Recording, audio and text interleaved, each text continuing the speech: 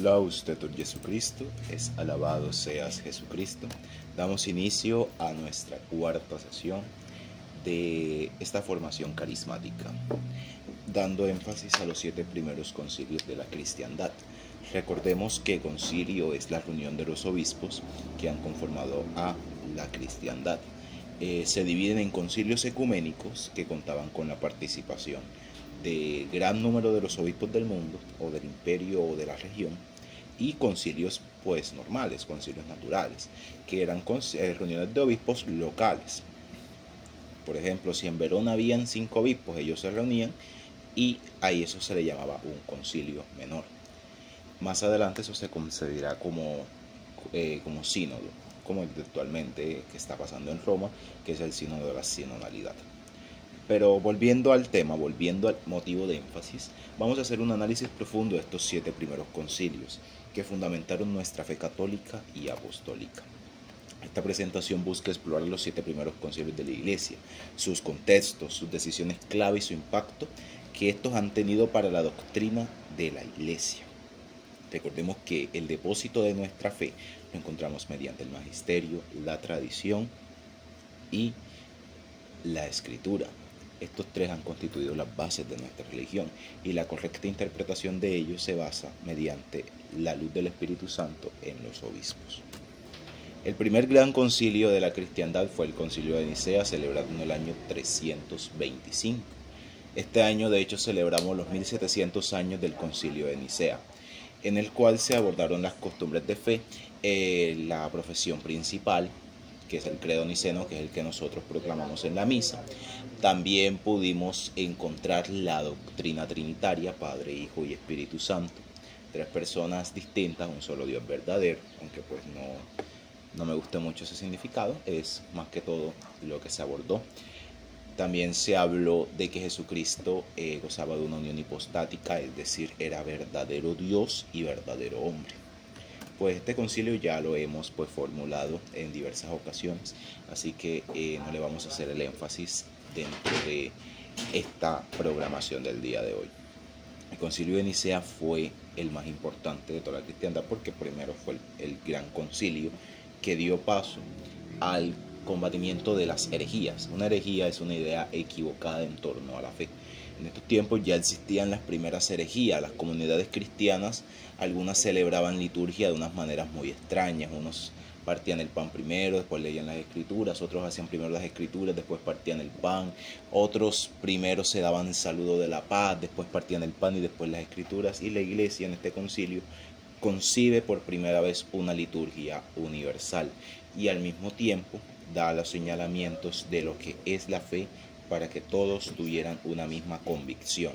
Se lucha contra el arrianismo, aquella doctrina que señala que Jesucristo no es un Dios en sí, sino que es un hombre dotado de poderes divinos.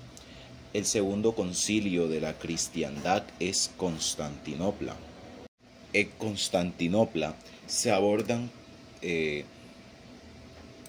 cuestiones fundamentales de la fe.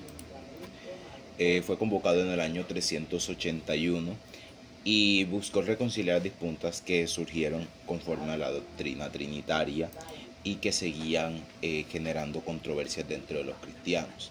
Al declarar que Jesús sí es Dios, hubieron muchas personas que venían del judaísmo que decían: hey, entonces aquí Dios nosotros adoramos, porque nosotros creemos que Adonai uno es, que Yahvé uno es, entonces porque también Cristo es Dios. Y todas estas cuestiones fueron como que mermando y fueron declarando problemas que suponieron para la fe.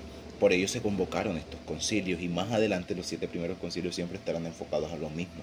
Jesucristo es Dios, Jesucristo tiene 2 naturalezas, Jesucristo tiene 2 voluntades configuradas en una sola persona.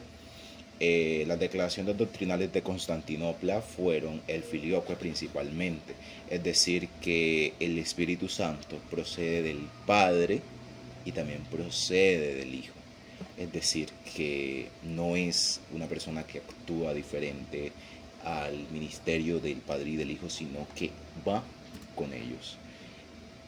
Este concilio consolida la percepción de la Trinidad en la teología cristiana, promoviendo la reunificación entre las diversas ramas del cristianismo. Ya aquí comienza a haber una pequeña separación de ideas entre los cristianos, y los concilios siempre buscan la unidad de la fe contra el error. El tercer gran concilio que vamos a contemplar es el concilio de Éfeso. El concilio de Éfeso para mí es uno de los más bellos, porque principalmente le da el lugar a María que de ella desde los inicios tuvo. Él fue invocado en el año 431, y en este concilio había una duda, había una herejía que decía que Jesucristo era solo un hombre, Jesucristo no era Dios, que Jesucristo no tenía la dignidad de Dios, y que María, por tanto, era la Cristotocos, es decir, la madre de Cristo. Ella no había parido a Dios. Sin embargo, se reunieron los obispos, vuelven y se reúnen, y deciden, mediante la ilustración del Espíritu Santo, que María, así como es madre de Cristo, es Theotokos, es madre de Dios, pare a Dios, da a luz a Dios. Y esto confronta a los nestorianos, que es la herejía que les estaba comentando. A mí me encanta mucho, y pueden buscarlo más tarde en Google que termine la sesión, una leyenda en torno a este concilio. Cuenta la leyenda que estaban reunidos los nestorianos, los que decían que Jesucristo no era una divinidad, sino que era un hombre común, pero que dotado de poderes divinos. Y estaba San Nicolás de Bari, San Nicolás, el de que hace de Papá Noel después, que más adelante le inculcan eso. Y San Nicolás decía: Jesucristo es verdadero Dios, y por tanto María es madre de la divinidad, María es madre de la segunda persona de la Trinidad, María es madre de Dios. Y el hereje Nestorio decía no, y seguíamos en su premisa de que no era madre de Dios, que no era madre de Dios. Y San Nicolás entonces se baja de su silla y le da una bofetada y le dice: entiende que donde está Cristo está Dios, y María es la madre de Dios. Es que esa imagen es chévere y se las voy a enviar ahorita más tarde. Bueno, los resultados de los efectos, como pues sale aquí en la diapositiva, es la que pare a Dios, la Theotokos, nuestra Madre y Señora. Y el culto que se le da a María, el lugar que se le da a María dentro de la iglesia, no es desde este concilio. Ya a la Virgen se le veneraba, se le honraba y se le quería por ser la Madre de Dios. Tengamos algo claro: lo que los concilios dicen no es una doctrina nueva, es algo que ya se creía desde los inicios del cristianismo, pero que no se le había dado tanto énfasis. María siempre ha tenido un lugar muy importante para los cristianos. Los primeros cristianos hacían iconos de ella, los podemos observar en las catatumbas romanas, y en el año 250 después de Cristo se encuentra en Éfeso, la ciudad de Éfeso, de hecho, esta que estamos hablando, una oración muy bella llamada el Sutu Presidium, que dice: bajo tu amparo nos acogemos, Santa Madre de Dios. Ya desde los primeros siglos se daba esta connotación de que María era la auténtica Madre de Dios, y se le daba el lugar importante que ella tenía, porque ella no tuvo, digamos, en sus manos a cualquier cosa. Si nosotros creemos que la tierra que pisó Jesús es santa, cuanto más el vientre que lo portó.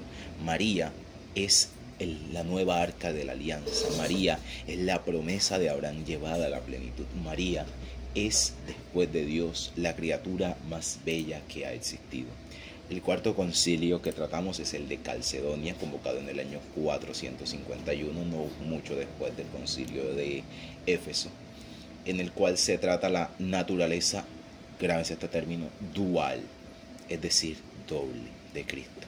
Lo que hemos venido hablando: Jesús era verdadero Dios, verdadero hombre. Tenía dos naturalezas, la divina y la humana. Jesús no es parte solamente desde su concepción humana. En la concepción humana nosotros tenemos los sentimientos, las emociones, nuestros impulsos. Jesús, si a nosotros nos cuesta incluso manejar nuestras emociones, Jesús tuvo que dominar sus emociones terrenas y su voluntad divina al proyecto del Padre Celestial. Se proclamó el símbolo de Calcedonia, afirmando que Jesucristo es verdadero Dios y verdadero hombre, sin confusión ni división. No es que uno jala por allá y la otra voluntad jala por acá. Ambas se complementan, ambas están en la misma persona. Debate sobre la naturaleza de Cristo. Se abordó que las diferentes posturas sobre la naturaleza de Cristo, especialmente aquellos que argumentaban que sus naturalezas estaban separadas, esta era el propósito del concilio, combatir esta herejía de que las voluntades de Cristo estaban separadas. Y aquí nosotros podemos encontrar la adhesión de estas dos voluntades.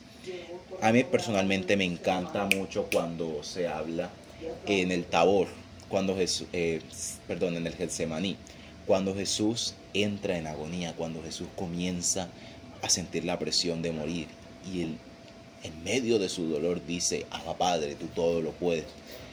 Tú sabes que estoy sufriendo, pero que no se haga mi voluntad sino la tuya. Aquí se puede ver la voluntad de Cristo, que no quería morir, y la voluntad divina que estaba en él. Y él decide abogar por la voluntad divina. Él decide hacer la voluntad de su Padre. Conclusiones alcanzadas, como las podemos ver aquí. Se reafirma otra vez la doctrina del credo niceno. Y ustedes dirán: ay, pero estos concilios dicen siempre lo mismo. Y como yo le decía a un estudiante, las cuestiones actuales que vemos con la iglesia protestante no es más que los primeros concilios que nunca fueron entendidos o que nunca quisieron ser confirmados por estos hermanos. Porque decir que Jesucristo es Dios, pero que en un momento va a ser parte de una forma, o que es un espíritu, o que es esto, que es aquello, es lo mismo que decían los cristianos de estas épocas. No hay diferenciación. Lo único que configura es que en la iglesia católica está la verdad, y la verdad es Cristo. A manera resumida vamos a hablar de este concilio de Constantinopla 2 y 3, porque ya vimos el primero, que para mí es como muy redundante, convocado el primero en el 553 y el segundo en el 680. Se lucha contra el mismo tema, que es la naturaleza de Cristo en el primero, y la segunda sobre sus voluntades. Se reafirmó la doctrina y las cualidades de la dualidad de la naturaleza de Cristo, sus dos voluntades sintetizadas en una sola persona, y se esquivó, se condenó, se anamatizó esas polarizaciones que existían en torno a Jesucristo como verdadero Dios y verdadero. Y por último, el concilio de Nicea II, que a mí también me parece un concilio muy espectacular. Este habla, convocado en el año 687 por un emperador del imperio, me recuerdo, de romano de Oriente. Recordemos que el imperio romano se dividió en dos, el de Oriente y el de Occidente. El de Occidente, cuando la capital era Roma, hasta España, cayó en el 476 o 56, si no me equivoco. Y el de Oriente, cayó en el 1400 y algo, no me recuerdo bien, disculpen ese dato. El concilio de Nicea II hablaba sobre las imágenes y el culto hacia ellas. Había pasado algo en el imperio, había pasado algo en la religión, y es que surgió un nuevo movimiento. Ya no eran solo herejías, ahora era Mahoma. Mahoma, el profeta de Alá, había comenzado una cruzada, había comenzado una guerra santa contra los cristianos. Y a los lugares donde ellos iban, entraban a los templos, derrotaban a las personas que estaban ahí, los asesinaban. Y a las imágenes les quitaban, pues digamos, su belleza, porque decían que era idolatría. Algo que no se diferencia mucho de la iglesia protestante actualmente. Ellos consideraban que tener imágenes iba en contra de Éxodo 20.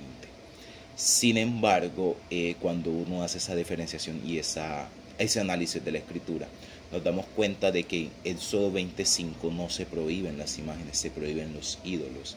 La palabra hebrea pesel quiere decir ídolo u otro dios. Porque si Dios prohibiera las imágenes, entonces no hubiese mandado a hacer en Éxodo 25 un arca de la alianza con 2 serafines, ni hubiese hecho en Primera de Reyes 6 un templo repleto de imágenes. Al mismo tiempo tampoco hubiese mandado en el Éxodo una serpiente de bronce como una imagen para quien la viera pudiese salvarse de la muerte. Estos ejemplos son tomados por San Gregorio Magno, que señala que en esos tiempos, cuando había mucha gente que no sabía ni leer ni escribir, las imágenes eran el evangelio de los que eran analfabetas. Los íconos, por tanto, sirven como señales que orientan a los cristianos hacia Dios. Y el culto hacia ellas no es un culto, óyelo bien, no es un culto que se le da al ícono, a la estatua, a la imagen, sino es un culto que se le da a la persona que perfigura allí.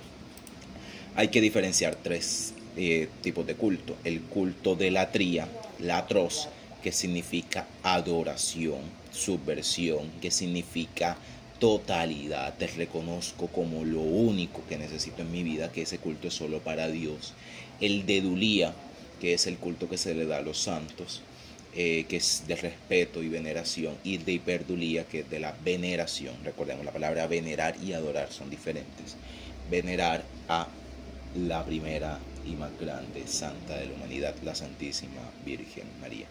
Aquí podemos ver la última cita de San Gregorio Magno sobre esta cuestión de las imágenes. Ya muchos habían hablado de las imágenes. San Agustín de Hipona en el año 400 y algo ya había hablado de eso. Y las imágenes no son algo nuevo ni novedoso. Las imágenes desde los primeros siglos del cristianismo ya existían. Basta con buscar en Google catatumbas romanas y nos damos cuenta de todas esas compendios de imágenes que existían en las cuevas, en las grutas donde los cristianos se reunían. Y también en el imperio hay un grafito, una imagen que se llama el grafito del Exámenos, donde se puede ver a un hombre arrodillado adorando a alguien en una cruz con cara de caballo. Eso al inicio era una burla a los cristianos, pero después eso confirmó la historicidad del Hijo de Dios. Para concluir, un dato curioso es que la mayoría, por no decir todos, el único que no terminó en esta palabra griega fue el Concilio Vaticano II. Todos los concilios fueron convocados en su mayoría para condenar herejías, para condenar corrientes de pensamiento adversas a la fe, y siempre terminaban con la frase anatema. Por ejemplo, quien no reconozca que Jesucristo, Hijo de María, es verdadero Dios y verdadero hombre, sea anatema. Fue una frase del concilio de Éfeso. Quien no reconozca que María es auténtica Madre de Dios, Hijo, hecha por todas las dignidades, superior a todos los de la creación, sea anatema. Y así sucesivamente. Quien no adore la imagen de Jesucristo, el Señor, no podrá verlo en gloria, vestido de poder y de majestad, sea anatema. Fue frase del concilio de Nicea II. Otra frase así para terminar de concluir es en el concilio de Nicea I. Quien niegue la divinidad de Jesucristo sea anatema. Y a Arrio, que era el autor del arrianismo, se le condenó en este concilio diciendo: por tanto, aquellos que seguidores a Arrio niegan que Jesucristo es verdadero Dios y verdadero hombre, sean considerados anatema.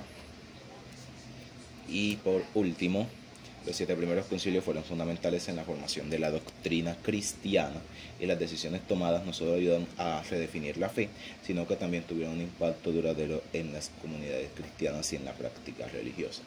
El primer gran concilio, Concilio de Nicea 325, y el último gran concilio, el Concilio Vaticano II, que lo trataremos en el segundo módulo. Para mi criterio, es uno de los mayores concilios que ha parido la Iglesia. Como este concilio, pues aquí vemos a Juan XXIII, quien lo inició, y al Papa Pablo VI, como el colegio, que lo culminó en el 65. Laudetur Jesucristo, muchísimas gracias por la atención prestada.